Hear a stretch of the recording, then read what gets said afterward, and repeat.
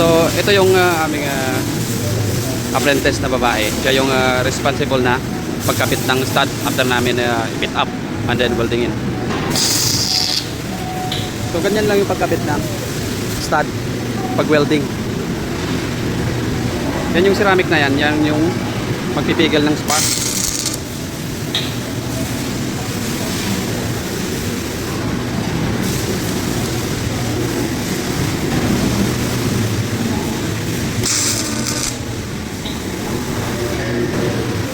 Okay, so ganyan pagkabit.